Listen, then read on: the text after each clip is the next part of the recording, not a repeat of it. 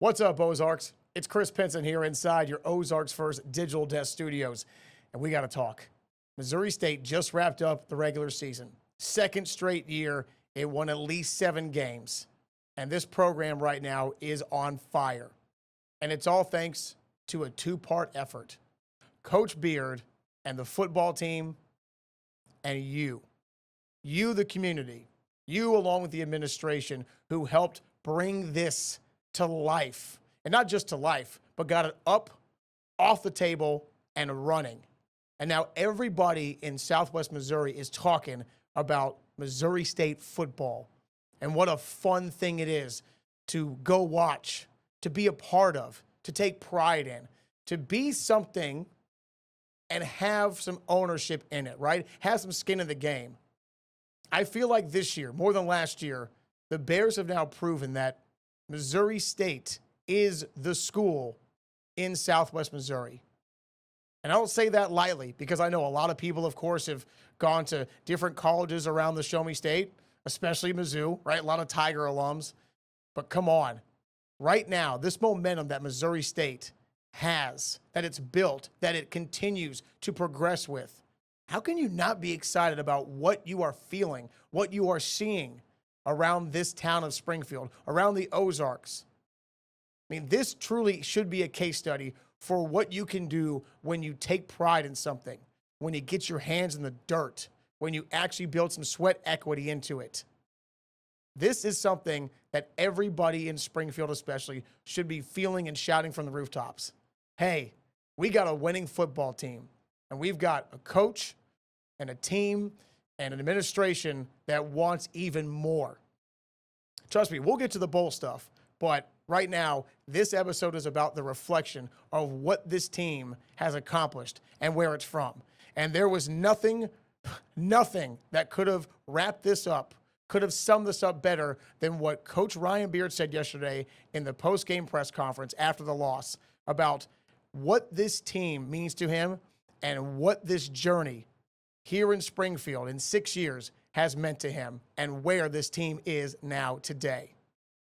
I am proud of our football team. I'm proud of our football program. Again, that school we just played has been D1 for how long, Rick? 100 years. They're celebrating just getting to number 7 win. Thought we could have won this one, but we didn't get it done. But this program's come a long way from the depths of football hell 6 years when we got here to people taking pride in this organization. Do you understand what that means when somebody tells you from the depths of hell? That means that when he got here, this place was not a football haven. It was anything but a football coach's paradise or dream. Look, Coach Beard has said on a number of occasions how destitute, how despondent, how distraught this area was, how it really didn't care to you-know-whats about football. You hear Coach Beard speak, you understand the passion he speaks with, the emotion and the realness that he speaks with. So when he says something like that to tell you just how bad it was around here, he's not lying.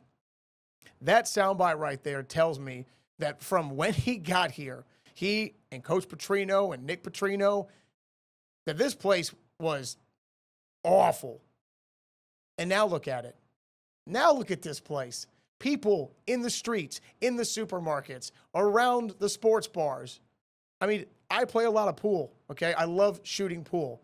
All the different places I go to shoot pool around here, people are talking about the Bears football team, how exciting it is to watch them win games, how they love going to the games last year and this year.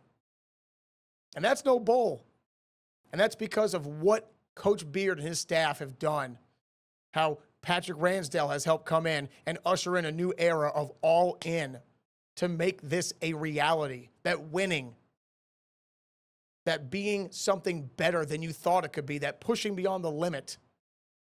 It's a real possibility, and it materialized because Coach Beard and this staff worked their butts off because what they believed in was the mission that they would not be denied. So when someone tells you or makes a statement like that from the depths of football hell to where we are today, That speaks volumes about the progress this place has made. And speaking of which, let's hear from Coach Beard about the progress that this team, this unit, this program has made. How nice is it that we're all frustrated about winning 7 games? We're all down, we're bummed out. Think about that. Think of where we've become. When I was a defensive coordinator and you get out of a game and you hold people under 40 and everybody's like, oh, coach, how about that? How about the boys? You just got your butt kicked. To being frustrated and hurt about a big loss and not winning 8 games. You know, there's teams that have perennially been superstar programs that are going home during bowl season, that are sitting this one out because they didn't win enough games to go to a bowl. How refreshing is that for the community? How big of a sign is that for our supporters and fans and donors to go, we can do this right here at Missouri State? Again, if you don't feel like running through a brick wall when he talks, I don't know what else is going to motivate you. I mean, the way he said that, the way he began that sentence, wow, we're all sitting here frustrated and bummed about only winning 7 games.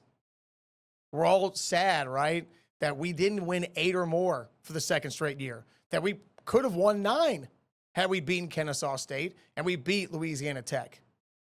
And Coach Beard's telling you, don't look at it like we failed, like we came up short. Look at it like, holy crap, look how far we have come. Look how far we have come to where the expectation now is, man, we should have won those games. We could have been better. We should be better. That is the expectation that winning programs have. That's why he brought up the beautiful analogy of look how many blue blood perennial programs, historically good programs, are not going to a bowl game. And here's an example for you if you wonder, well, which one of those programs is he talking about? How about the team I used to cover in Gainesville, Florida, called the Florida Gators? 3-time national champion Gators. A team that used to be one of the best teams in the country. A team that perennially has been a historic program since the 90s because of Steve Spurrier. And then Urban Meyer raised the bar again. But guess what? Since Urban Meyer left, the Gators have gone through what? 5 coaches now? They don't have a clue what to do right now. They just hired the guy from Tulane. And you know what? The fan base is on fire. Like they want to burn down Scott Strickland, the athletic director's office, because they don't want that hire, okay? That's where Florida is right now. They're not going to a bowl game again, and they're on their 5th or 6th coach in the last 15 years. Their fan base is exhausted and tired of losing because the program expectation, this Gator standard, is excellence. And now here we sit with Missouri State, and everybody is bummed because we went from, they're going to jump conferences from the FCS to the FBS. They don't have a prayer. They might win 3, maybe 4 games. Oh, what's that? They ripped off 5 wins in a row in their first year in a new conference at the FBS level. We won 7 games, and we could have won 9. That is what it means to turn around the ship. To turn something from nothing, from the lowest expectations into, wow. You feel that emotion? You feel that sting because you didn't win those games? That's called pride. That's called feeling like you are a part of it. So yeah, and guess what? Coach is right. It's happening right here in Springfield. It's coming to life right here in our backyard. That's why everybody right now feels so much pride to be a Bear once again. Look, no offense. It's been a long time since Jackie Stiles and Conzo Martin and everybody else did something great in basketball, okay? Those days that I've heard about that I missed long ago, okay, they're gone 20-plus years, okay? And that's no disrespect to anybody else out there. But right now, this is the new hot wave, okay? This football program, this is the new thing that's injecting life back into the sports enthusiasts in Springfield. It's what's getting people around the Ozarks to say, man, you know what Missouri State's cooking up? is because Coach Beard and this administration and this school have put their eggs in the basket of let's invest. Let's make something great out of these programs, and especially football. Let's bring people to Placer Stadium. Let's get people saying, Bear Nation, go Bears. Where it used to be go Tigers or go whatever school you went to, okay? That's how powerful this movement is. Matter of fact, take a listen to Coach Beard on what the community support means to him, and also what else, what more we need to do as a community to raise the expectation, to raise our game even more. Wrap your arms around our players, pour in the resources, and if you want to see what it's really about, set up an appointment with me. Call me. I'm not hard to find. You know, as Dion sometimes says, whatever it is, I will meet you in the parking lot and we can look at what these guys have and what we need. Because again, you sit there and you look at where the Missouri State Bears are at and where the other halves are at, so-called whatever. I think we had a pretty good year. I mean, again, what more do you want? What more could you ask for from a leader like Beard telling you, hey, if we really want to take the top off this thing, if we really want to become the best thing since sliced bread, we need your help, okay? We need your help. I'm not hard to find, though, if you want to talk to me about what we can do. How can you buy in? Just ask me. What do we need? I'll tell you. Number one answer is simple. It's dollars and cents, okay? The dollars and cents that anyone can give, that can make the most impact, the biggest difference, okay? That is what will get this school, this program, to higher levels. Because that's all it is. Look, the NIL, as much of a thorn that I think it is in the side of athletics, because as a former college tennis player, NAIA level, I do believe they do deserve to get paid. But I also believe that this willy-nilly transfer stuff is off the charts ridiculous. But look at what it's done, though, to kind of even the playing field. Indiana, a perennial powerhouse basketball school, is now the number 2 team in the nation in 2 years since Curt Cignetti came on to that staff and became the head coach. They're now getting record donations for football. Vanderbilt just won 10 games for the first time ever yesterday after they beat Tennessee. Teams across the board are now being able to level the playing field because schools everywhere can all buy in. Schools everywhere can now put their chips into the pot from donations from boosters, surrounding areas, businesses, etc. That is what can change the game for everybody. Now, again, just because it's money doesn't mean it's going to be the difference maker. As I just used the example, the University of Florida just fired their head coach this year. They're now on their 6th head coach in the last 15 years. So sure, money can't buy you a championship. You've got to have the right people in place, no doubt. But there's a reason Coach Beard is lobbying publicly for all this. It's because it does make a difference. When you got a guy like Coach Beard who's running a great ship, he's got great assistants around him that know what they're doing. His brothers-in-law, defensive coordinator, offensive coordinator, a great staff that knows how to get these guys prepared for their game. What's the biggest difference between USC, who blew us out by 60, and Missouri State? A $20 million payroll roster. They get the best talent in the country, along with Georgia, Ohio State, Alabama, etc. Money makes a difference. Money gets you to higher places, opens doors, removes the velvet ropes, right? Think about what you can do on that impact. But most importantly, this week, early this week, probably Monday, maybe Tuesday at the latest, I'm hoping, we're going to find out what Missouri State wants to do with Coach Beard.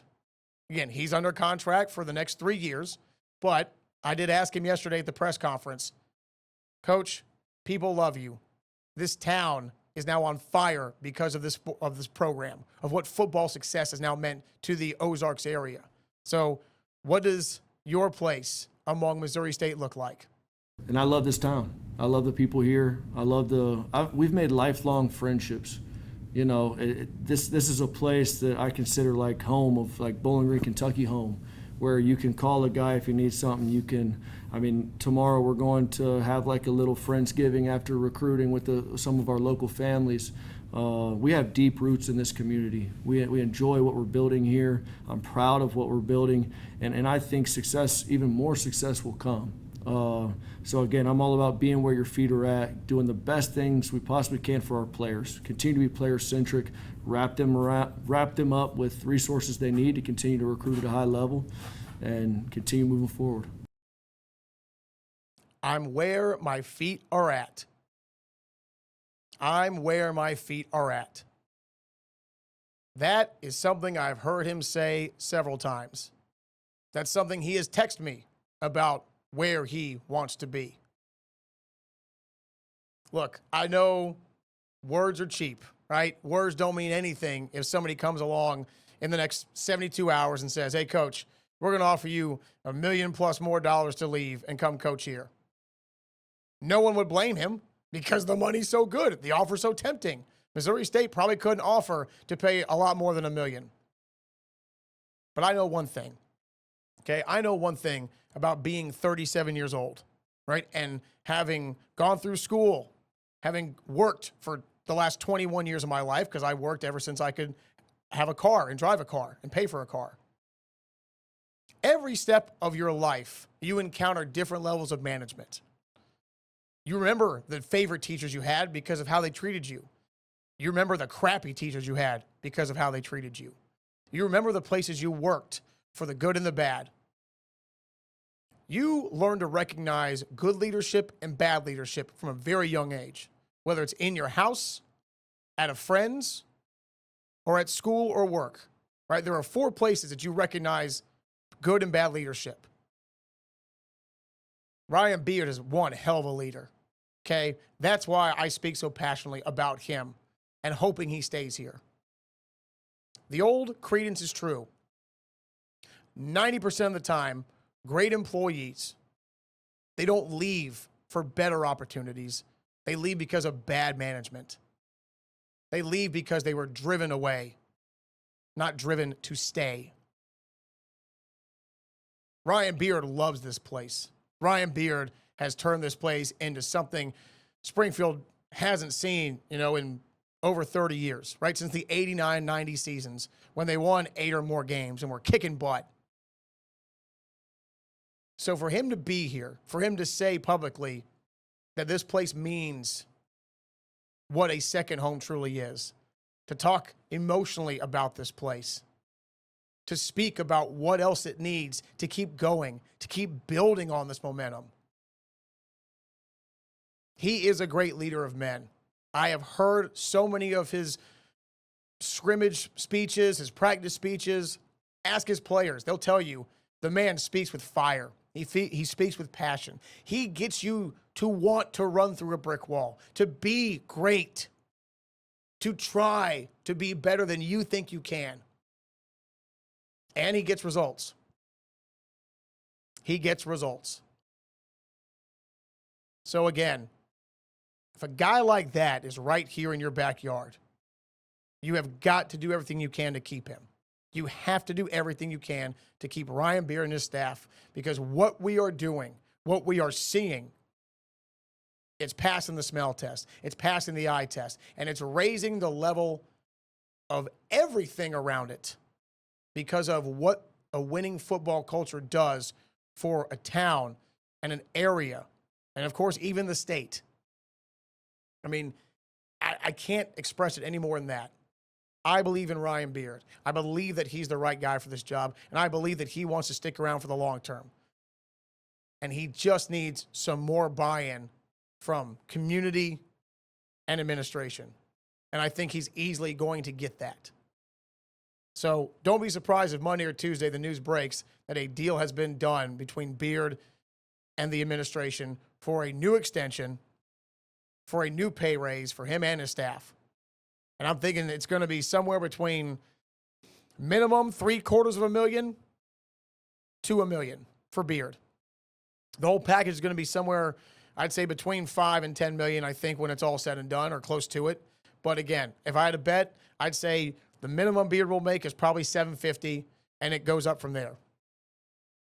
But this is what we're talking about. This is the buy-in we're talking about that's going to get us to more impressive levels, to bigger horizons, because that's what Ryan Beard wants for this team. That's what he expects of himself. That's why I believe in Ryan Beard. As for the bowl game, we don't know where the Bears are going yet, but they are bowl eligible. And that means that you better be on board wherever they go. Get your tickets. Make sure you get your hotel accommodations when the news comes out sometime this week. The news could be announced earlier than Sunday's bowl selection show, but maybe not. Either way, make sure the Bears are going bowling, and you better be there to cheer them on. This is the biggest deal to ever happen to Missouri State football in its history, bar none. So make sure you are there. Make sure you support. Make sure you show up and cheer. Because with one game left on the schedule, before the close of the 2025 year and season, you better believe we want to make this one last game to remember. If the Bears can win a bowl game in their very first year at the FBS level, man, what a feeling, what a way this would be to be the cherry on top. And I hope to God it happens, because this is, well, I'll tell you something. I can't tell you how much fun it is to cover a winner. Okay, I've covered some absolute stinkers, clunkers, losers in my day. Okay, to cover a winner is fun. Winning is fun. And I hope that this season ends with a victory. Because yesterday's loss to Louisiana Tech in that nasty, disgusting weather that we had, that wasn't fun. That game wasn't one fun to cover at all.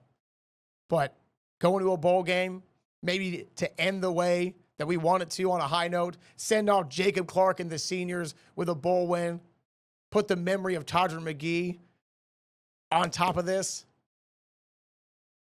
Bear Nation, the future is bright.